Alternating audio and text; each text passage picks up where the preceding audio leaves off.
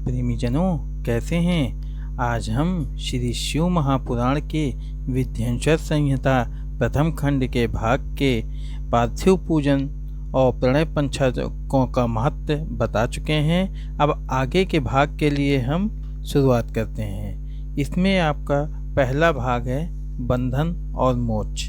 चलिए शुरुआत करते हैं। ओम नमः शिवाय। ऋषि बोले, हे सूत जी, हमें यह बताने की कृपा करें कि बंधन और मोक्ष क्या है।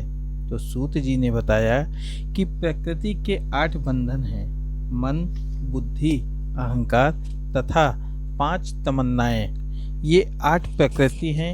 इन्हीं 8 से यह शरीर है।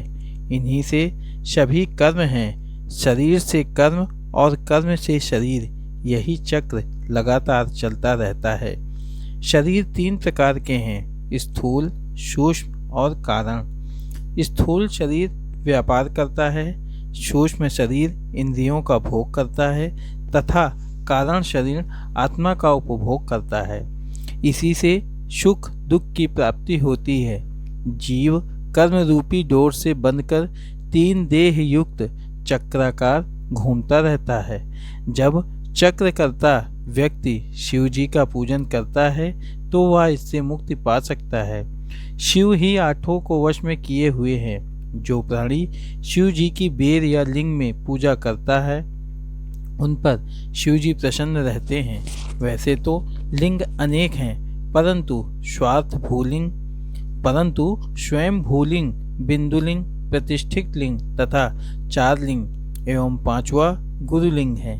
इन 5 लिंग की पूजा करनी चाहिए। शिव भक्त को अपवित्रता तथा सूतक नहीं लगते।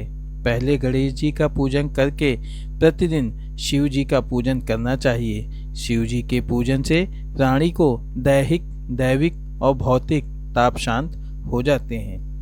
पूजा वेद। महर्षि सूत जी बोले, अब आप हमें पार्थिव महेश्वर की महिमा का वर्णन कीजिए जो अपने व्यास जी से सुनी है। सूत जी ने बताया, पार्थिव लिंग सब लिंगों में श्रेष्ठ है। इसका पूजन करने से अनेक लोगों को सिद्धि प्राप्त हो गई है। इनमें ब्रह्मा, विष्णु, सूर्य, असुर, गंधर्व प्रमुख हैं जिन्हें सिद्धि प्राप्त हुई है।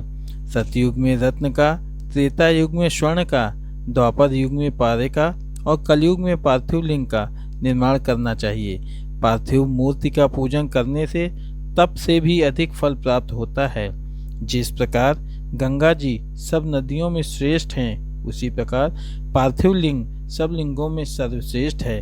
मंत्रों में ओंकार महान है, वर्णों में ब्राह्मण श्रेष्ठ है, पुरियों में काशी श्रेष्ठ है, व्रतों में शिवरात्रि का व्रत श्रेष्ठ है, शक्तियों में शिव शक्ति श्रेष्ठ है।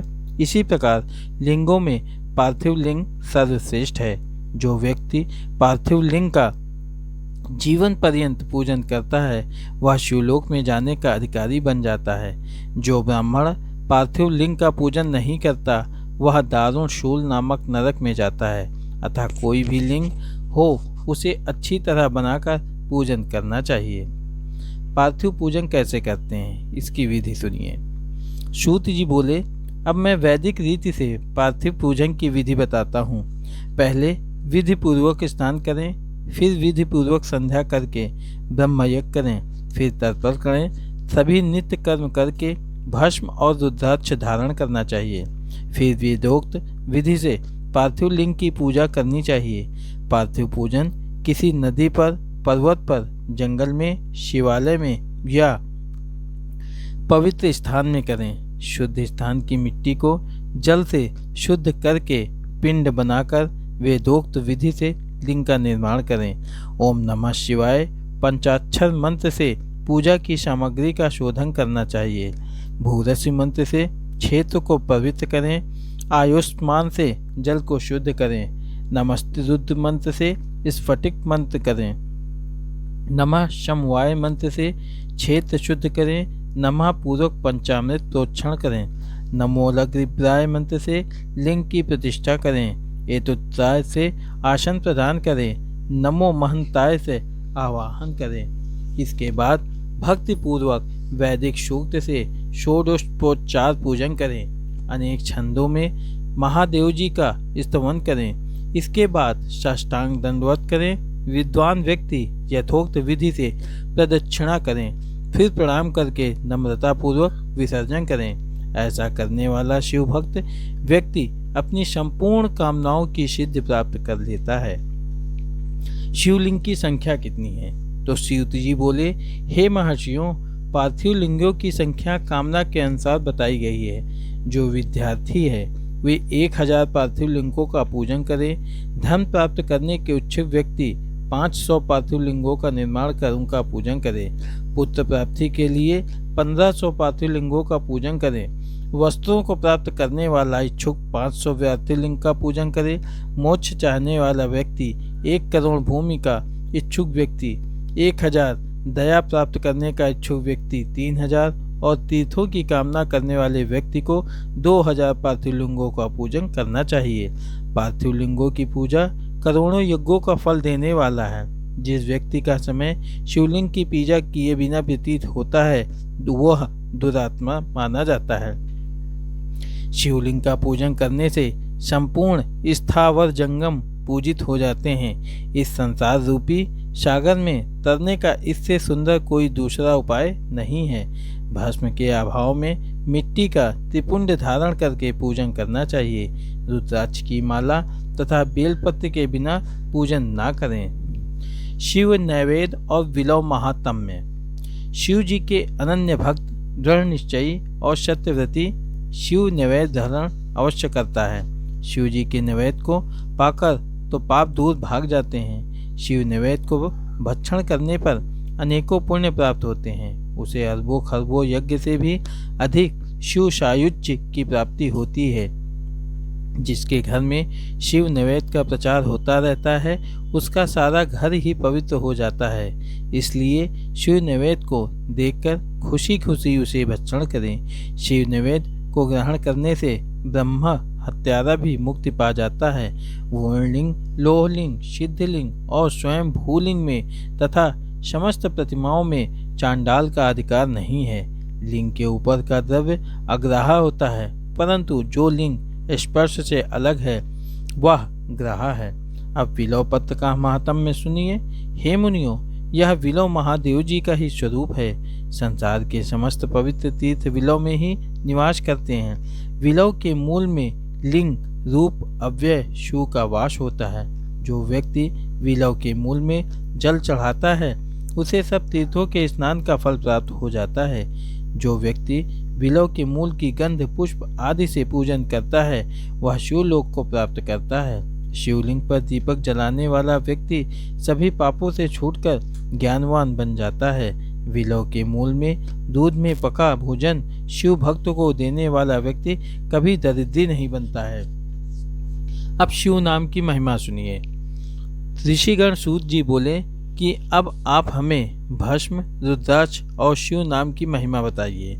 सूत जी बोले, भस्म, रुद्राक्ष और शिव नाम में त्रिवेणी के समान महापुण्य है। शिव नाम गंगा जी, भस्म नाम यमुना जी और रुद्राक्ष नाम सरस्वती जी का प्रतीक है। अतः ये तीनों रूप धारण करने चाहिए। यह महात्म्य वेद शास्त्रों में भी गुण है। शिव नाम दवाग्नि है, महापाप पर्वत है। शिव नाम की दवाग्नि से ये महापातक नामक पर्वत नष्ट हो जाते हैं। ब्रह्मा इत्यादि महान पाप से राशियां नष्ट हो जाती हैं। मनुष्य इस संसार रूपी सागर से तर जाते हैं। जिस व्यक्ति के अंगों पर भस्म लगी होती है और वह आदर पूर्वक शिव के नाम का जाप करता है वह इस संसार से मुक्ति पा लेता है। पूर्व काल में इंद्र धुमन नामक राजा तथा एक ब्राह्मण दंपत्ति थे जो महापापी थे।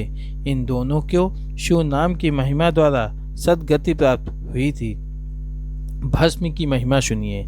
सूत जी ने बताया कि भस्म 2 प्रकार की होती है, एक महाभस्म, एक स्वल्प भस्म।